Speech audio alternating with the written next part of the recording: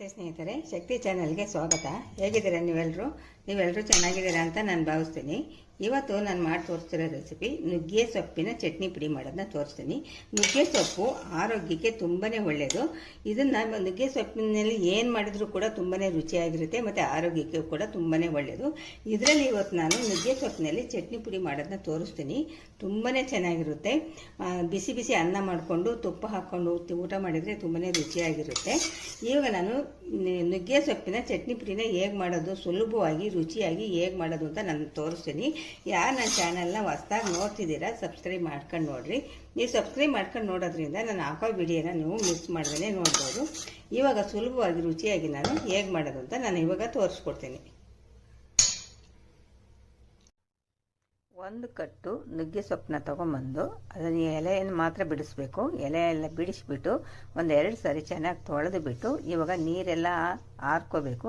ಅದಕ್ಕೆ ಒಂದು ಪೇಪರ್ ಮೇಲೆ ಹಾಕಿದ್ದೀನಿ. ನೀರಿರಬಾರ್ದು, ನೀರೆಲ್ಲ ಆರ್ಕೊಳ್ಳೋದಕ್ಕೋಸ್ಕರ ಈ ಥರ ಪೇಪರ್ ಮೇಲೆ ಹಾಕಿದ್ದೀನಿ. ನುಗ್ಗೆ ಸೊಪ್ಪಿನ ಚಟ್ನಿ ಪುಡಿ ಮಾಡೋದಕ್ಕೆ ಏನೇನು ಪದಾರ್ಥ ಬೇಕಂತ ನಾನು ಇವಾಗ ಹೇಳ್ತೀನಿ ನೋಡಿರಿ. ಇದರಲ್ಲಿ ನಾನು ಒಂದು ಬಟ್ಲು ಚೆನ್ನಾಗಿ ನುಗ್ಗೆ ಸೊಪ್ಪನ್ನ ತಂದುಬಿಟ್ಟು ಎಲೆ ಥರ ಬಿಡಿಸ್ಬಿಟ್ಟು ಚೆನ್ನಾಗಿ ತೊಳೆದ್ಬಿಟ್ಟು ಒಣಗಿಸಿ ಇಟ್ಟಿದ್ದೀನಿ. ನೀರು ಇರಬಾರ್ದು, ಚೆನ್ನಾಗಿ ಒಣಗಿಸಿ ಇಡಬೇಕು. ನೋಡಿ, ಈ ಥರ ನಾನು ಒಣಗಿಸಿ ಇದರಲ್ಲಿ ಒಂದು ಬಟ್ಲು ನಾನು ನುಗ್ಗೆ ಸೊಪ್ಪನ್ನ ಇಟ್ಟಿದ್ದೀನಿ. ಈಗ ನಾನು ಮೆಣಸಿನ್ಕಾಯಿ ಕೈನಲ್ಲಿ ಒಂದು ಇಡಿ ಮೆಣಸಿನ್ಕಾಯಿ, ಇಷ್ಟು ನುಗ್ಗೆ ಸೊಪ್ಪಿಗೆ ಒಂದು ಇಡಿ ಮೆಣಸಿನ್ಕಾಯಿನ ಹಾಕಿದ್ದೀನಿ. ಅದು ಸ್ವಲ್ಪ ಖಾರವಾಗಿದ್ದರೆ ಚೆನ್ನಾಗಿರುತ್ತೆ. ಅದಕ್ಕೆ ನಾನು ಸ್ವಲ್ಪ ಮೆಣಸಿನ್ಕಾಯಿನ ಜಾಸ್ತಿನೇ ಹಾಕ್ತೀನಿ. ಕಡಲೆಬೇಳೆ ಒಂದು ಸ್ವಲ್ಪ, ಉದ್ದಿನಬೇಳೆಗಿನ್ನ ಕಡಲೆಬೇಳೆ ಸ್ವಲ್ಪ ಜಾಸ್ತಿ ತೊಗೋಬೇಕು. ಇದರಲ್ಲಿ ಒಂದು ಕಪ್ ನಾನು ಕಡಲೆಬೇಳೆ ತೊಗೊಂಡಿದ್ದೀನಿ. ಸಣ್ಣ ಕಪ್ನಲ್ಲಿ ಉದ್ದಿನಬೇಳೆ ತೊಗೊಂಡಿದ್ದೀನಿ. ಒಂದು ಅರ್ಧ ಗಿಡ್ಡೆ ಬೆಳ್ಳುಳ್ಳಿನ ಸುಲಿದು ಇಟ್ಟಿದ್ದೀನಿ. ಕಡಲೆಕಾಯಿ ಬೀಜನ ಸಣ್ಣ ಬಟ್ಲಲ್ಲಿ ಒಂದು ಬಟ್ಲು ತೊಗೊಂಡಿದ್ದೀನಿ. ಎಳ್ಳು ಒಂದು 2 ಸ್ಪೂನ್ ಎಳ್ಳು ತೊಗೊಂಡಿದ್ದೀನಿ. ಹುಣಸೆಹಣ್ಣು ಸ್ವಲ್ಪನೇ ಹುಣಸೆಹಣ್ಣು ತೊಗೋಬೇಕು. ಮತ್ತು ಉಪ್ಪು ರುಚಿಗೆ ತಕ್ಕಷ್ಟು, ಮತ್ತು ಎಣ್ಣೆ, ಕೊಬ್ಬರಿ ನೋಡ್ರಿ, ಇದರಲ್ಲಿ ಒಂದು 1/4 ಬಟ್ಲು ನಾನು ಕೊಬ್ಬರಿ ಹಾಕ್ತೀನಿ. ಕೊಬ್ಬರಿನ ತೊಗೊಂಡಿದ್ದೀನಿ. ಇಷ್ಟನ್ನು ಹಾಕ್ಬಿಟ್ಟು ನಾನು ನುಗ್ಗೆ ಸೊಪ್ಪಿನ ಚಟ್ನಿ ಪುಡಿ ಮಾಡೋದು ಹೇಗೆ ಅಂತ ನಾನು ತೋರಿಸ್ತೀನಿ. ಇವಾಗ ಒಂದು ಬಾಣಲೆ ಇಟ್ಕೊಂಡಿದ್ದೀನಿ. ಬಾಣಲೆಗೆ ನಾನು ಒಂದು ಅರ್ಧ ಸ್ಪೂನ್ ಎಣ್ಣೆ ಹಾಕ್ತೀನಿ. ಎಣ್ಣೆ ಹಾಕಿದ ಮೇಲೆ ಮೊದಲು ನಾನು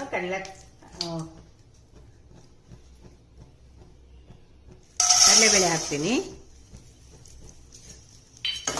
ಮೊದಲು ಕಡಲೆಬೇಳೆನ ಸ್ವಲ್ಪ ಹುರ್ಕೋಬೇಕು.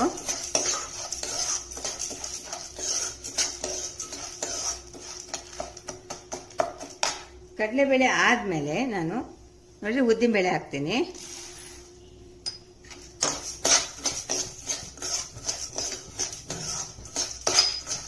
ಕಡಲೆಬೇಳೆ ಉದ್ದಿನಬೇಳೆ ಸ್ವಲ್ಪ ಕೆಂಪಾಗಲಿ. ಈಗ ಕಡಲೆಬೇಳೆ ಉದ್ದಿನಬೇಳೆ ನೋಡ್ರಿ ಇಷ್ಟು ಕೆಂಪಾಗಿದೆ. ಇವಾಗ ಕಡಲೆಕಾಯಿ ಬೀಜನ ಹುರ್ಕೊಳ್ಳೋಣ. ಕಡಲೆಕಾಯಿ ಬೀಜ ಹಾಕೋಣ. ಇವಾಗ ಈ ಕಡಲೆಕಾಯಿ ಬೀಜನ ಹುರಿಯೋಣ.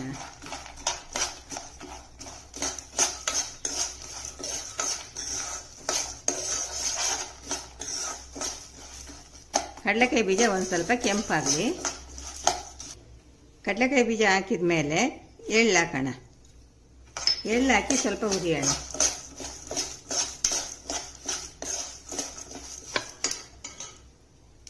ಕೊಬ್ಬರಿ ಹಾಕೋಣ. ಕೊಬ್ಬರಿನೂ ಕೂಡ ಸ್ವಲ್ಪ ಹುರಿಯೋಣ. ಸ್ವಲ್ಪ ಕೆಂಪಾಗಬೇಕು ಮತ್ತು ಹಸಿ ವಾಸನೆ ಹೋಗಬೇಕು. ಅದ್ರ ಜೊತೆಗೆ ಸ್ವಲ್ಪ ಹುಣಸೆಹಣ್ಣು ಹಾಕೋಣ. ಸ್ವಲ್ಪ 1 ನಿಮಿಷ ಸಣ್ಣ ಉರಿ ಇಟ್ಕೊಂಡು ಹುರಿಯೋಣ. ಇಷ್ಟು ಕೆಂಪಾಗೋವರೆಗೂ ಹುರಿಬೇಕು. ಕೆಂಪಾಗಿದೆ ನೋಡಿ. ಉದ್ದಿನಬೇಳೆ, ಕಡಲೆಬೇಳೆ, ಕಡಲೆಕಾಯಿ ಬೀಜ ಎಲ್ಲ ಚೆನ್ನಾಗಿ ಹುರಿದಿದ್ದೀನಿ. ಮತ್ತು ಒಳ್ಳೆ ಘಮ ಕೂಡ ಬರ್ತಾ ಇದೆ. ಇವಾಗ ಇದನ್ನು ಒಂದು ಪ್ಲೇಟ್ಗೆ ತೆಗೆದಿಟ್ಕೋಬೇಕು. ಇವಾಗ ಹುರಿದಾಗಿದೆ ನೋಡಿ, ಒಂದು ಪ್ಲೇಟಿಗೆ ತೆಗೆದಿಟ್ಕೋಬೇಕು. ಒಂದು ಪ್ಲೇಟ್ಗೆ ನಾನು ತೆಗೆದಿಟ್ಕೊಂಡಿದ್ದೀನಿ. ಇವಾಗ ಇದನ್ನ ತಣ್ಣಗಾಗೋದಕ್ಕೆ ಇಡ್ತೀನಿ. ಇದೇ ಬಾಣಲೆಗೆ 1 ಸ್ಪೂನ್ ಎಣ್ಣೆ ಹಾಕ್ತೀನಿ. ಎಣ್ಣೆ ಹಾಕಿದ ಮೇಲೆ ನಾನು ಮೆಣಸಿನ್ಕಾಯಿನ ಹುರಿತೀನಿ. ಮೆಣಸಿನ್ಕಾಯಿ ಸ್ವಲ್ಪ ಗರಿಗರಿ ಆಗಬೇಕು. ಸ್ವಲ್ಪ ಗರಿಗರಿ ಆದರೆ ಚೆನ್ನಾಗಿ ಪುಡಿ ಆಗುತ್ತೆ. 1 ನಿಮಿಷ 2 ನಿಮಿಷ ಸಣ್ಣ ಊರಿನಲ್ಲಿ ಹುರಿಬೇಕು. ಮೆಣಸಿನ್ಕಾಯಿನೂ ಕೂಡ ಹುರಿದಿದ್ದಾಯಿತು. ಇವಾಗ ನೋಡಿ ಈ ಥರ ಕೆಂಪಾಗಬೇಕು, ಸ್ವಲ್ಪ ಕಪ್ಪಾಗಬೇಕು ಮತ್ತು ಗರಿಗರಿ ಆಗಬೇಕು. ಇವಾಗ ನಾನು ಸ್ಟವ್ ಆಫ್ ಮಾಡ್ತೀನಿ. ಸ್ಟವ್ ಆಫ್ ಮಾಡಿದ ಮೇಲೆ ಮೆಣಸಿನ್ಕಾಯಿ ಕೂಡ ತಣ್ಣಗಾಗಬೇಕು, ತಣ್ಣಗಾಗೋದಕ್ಕೆ ಬಿಡ್ತೀನಿ. ಆಮೇಲೆ ಗ್ರೈಂಡ್ರಿಗೆ ಹಾಕ್ಕೊಂಡು ಪುಡಿ ಮಾಡಬೇಕು. ಸ್ವಲ್ಪ ತಣ್ಣಗಾಗಲಿ ಮೆಣಸಿನ್ಕಾಯಿನೂ ಕೂಡ ನಾನು ತಣ್ಣಗಾಗೋದಕ್ಕೆ ಇಟ್ಟಿದ್ದೀನಿ. ಇವಾಗ ಇನ್ನೊಂದು ಸ್ಪೂನ್ ಎಣ್ಣೆ ಹಾಕ್ಕೊಬಿಟ್ಟು ಇವಾಗ ನೋಡಿ ನಾನು ಇದು ನುಗ್ಗೆ ಸೊಪ್ಪಿಂದು ಇವಾಗ ನುಗ್ಗೆ ಸೊಪ್ಪನ್ನ ಕ್ಲೀನ್ ಮಾಡಿ ಇಟ್ಕೊಂಡ್ರೆ ನುಗ್ಗೆ ಸೊಪ್ಪನ್ನ ಇವಾಗ ಹುರಿತೀನಿ.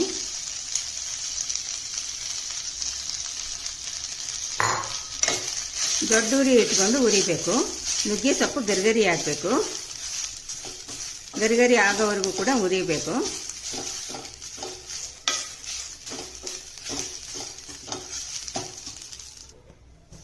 ದೊಡ್ಡೂರಿನಲ್ಲಿ ಇಷ್ಟು ಹುರಿದಿದ್ದೀನಿ. ಈಗ ಸಣ್ಣೂರಿ ಇಟ್ಕೊಂಡು ಗರ್ಗರಿ ಆಗೋವರೆಗೂ ಕೂಡ ಹುರಿಬೇಕು. ಇನ್ನು ಗರ್ಗರಿ ಆಗಿಲ್ಲ. ಇಷ್ಟೊತ್ತು ದೊಡ್ಡೂರಿ ಇಟ್ಕೊಂಡು ಹುರಿದೆ. ಇವಾಗ ಸಣ್ಣೂರಿ ಇಟ್ಕೊಂಡು ಒಂದು 2-3 ನಿಮಿಷ ಚೆನ್ನಾಗಿ ಹುರಿಬೇಕು, ಆವಾಗ ಗರ್ಗರಿ ಆಗುತ್ತೆ.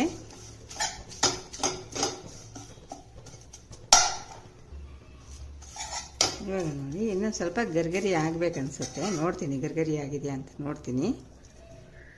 ನೋಡ್ರಿ ಗರ್ಗರಿ ಆಗಿದೆ. ಇವಾಗ ಎಷ್ಟು ಗರ್ಗರಿ ಆಗಬೇಕು.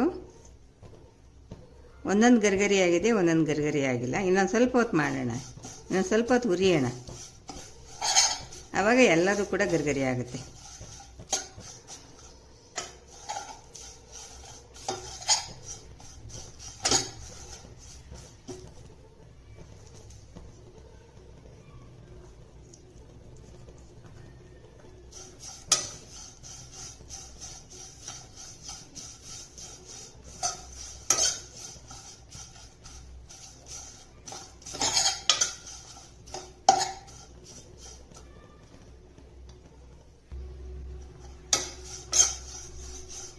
ಇವಾಗ ನೋಡ್ತಾ ಇದ್ದೀರಲ್ವಾ, ಗರ್ಗರಿ ಆಗಿದೆ. ಇವಾಗ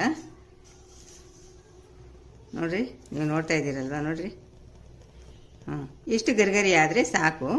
ಇವಾಗ ನಾವು ಸ್ಟವ್ ಆಫ್ ಮಾಡೋಣ. ಸ್ಟವ್ ಆಫ್ ಮಾಡಿಬಿಟ್ಟು ಇವಾಗ ಮಿಕ್ಸಿ ಜಾರ್ ತೊಗೊಂಡಿದ್ದೀನಿ. ಮಿಕ್ಸಿ ಜಾರ್ಗೆ ನಾನು ಇವಾಗ ಹುರಿದು ತಣ್ಣು ಮಾಡಿ ಇಟ್ಕೊಂಡಿರೋ ಮೆಣಸಿನ್ಕಾಯಿನ ಹಾಕ್ತೀನಿ.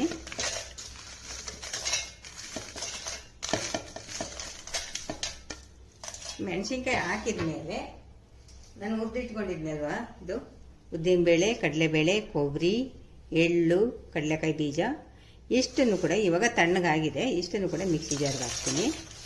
ಹುಣಸೆಹಣ್ಣು ಕೂಡ ಹಾಕ್ತಾಯಿದ್ದೀನಿ.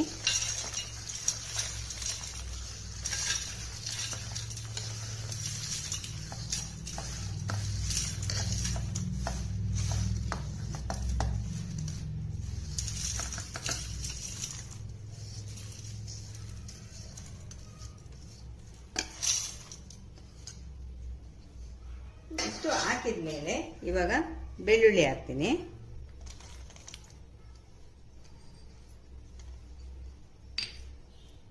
ಬೆಳ್ಳುಳ್ಳಿ ಹಾಕಿದ ಮೇಲೆ ಉಪ್ಪು ಹಾಕ್ತೀನಿ. ಉಪ್ಪನ್ನ ನೋಡ್ಕೊಂಡು ಹಾಕ್ಕೊಳ್ರಿ. ಇಷ್ಟನ್ನು ಹಾಕಾದ್ಮೇಲೆ ಒಂದು ರೌಂಡು ಗ್ರೈಂಡ್ ಮಾಡ್ತೀನಿ. ಮೊದಲು ಈ ಥರ ಪುಡಿ ಮಾಡಿದ್ದೀನಿ.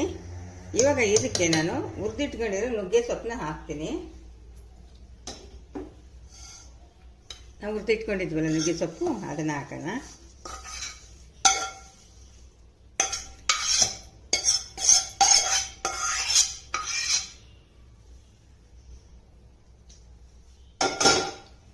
ನುಗ್ಗೆ ಸೊಪ್ಪು ಹಾಕಿದ್ಮೇಲೆ ಮುಚ್ಚಿಬಿಟ್ಟು ತರ್ತರಿಯಾಗಿ ಪುಡಿ ಮಾಡೋಣ. ತರ್ತರಿಯಾಗಿ, ನಯಸ್ಸಾಗಿ ಬೇಡ, ತರ್ತರಿಯಾಗಿ ಪುಡಿ ಮಾಡ್ತೀನಿ. ಆಗಲೇ ನಾನು ಅರಿಶಿನದ ಪುಡಿ ಹಾಕೋದನ್ನ ಮರ್ತು ಬಿಟ್ಟಿದ್ದೆ. ಇವಾಗ ನಾನು ಸ್ವಲ್ಪ ಅರಿಶಿನದ ಪುಡಿ ಹಾಕ್ತೀನಿ. ಅರಿಶಿನದ ಪುಡಿ ಹಾಕಿದ್ಮೇಲೆ ನೋಡಿ ಚೆನ್ನಾಗಿ ಮಿಕ್ಸ್ ಮಾಡ್ತೀನಿ.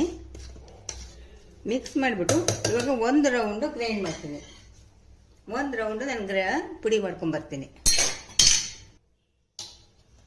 ಇವಾಗ ಪುಡಿ ಮಾಡಿದ್ದಾಯಿತು. ಇಷ್ಟು ತರ್ತರಿಯಾಗಿರಬೇಕು.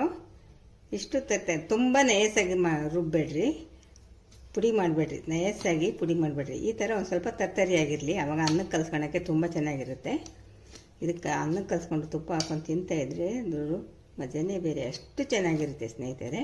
ನೋಡಿ ಇವಾಗ ನುಗ್ಗೆ ಸೊಪ್ಪಿನ ಚಟ್ನಿ ಪುಡಿ ರೆಡಿ ಆಯಿತು. ನೋಡ್ತಾ ಇದ್ದೀರಲ್ವ ನೀವು.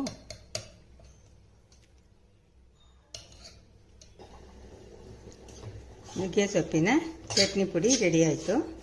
ಎಷ್ಟು ಚೆಂದ ಕಾಣಿಸ್ತಾ ಇದೆ ನೋಡ್ರಿ.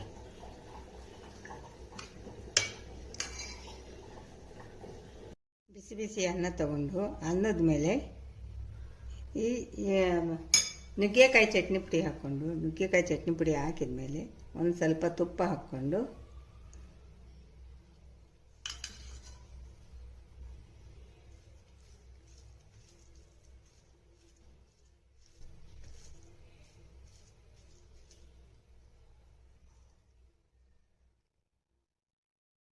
ಇಂಥ ಇದ್ದರೆ ತುಂಬಾ ಚೆನ್ನಾಗಿರುತ್ತೆ ಸ್ನೇಹಿತರೆ. ಈ ಥರ ಬಿಸಿ ಬಿಸಿ ಅನ್ನಕ್ಕೆ ನುಗ್ಗೆಕಾಯಿ ಚಟ್ನಿ ಪುಡಿ ಹಾಕ್ಬಿಟ್ಟು ತುಪ್ಪ ಹಾಕ್ಕೊಂಡು ಈ ಥರ ತಿನ್ನಿರಿ, ತುಂಬಾ ರುಚಿಯಾಗಿರುತ್ತೆ. ನುಗ್ಗೆ ಸೊಪ್ಪಿನ ಚಟ್ನಿ ಪುಡಿ ರೆಡಿ ಆಯಿತು.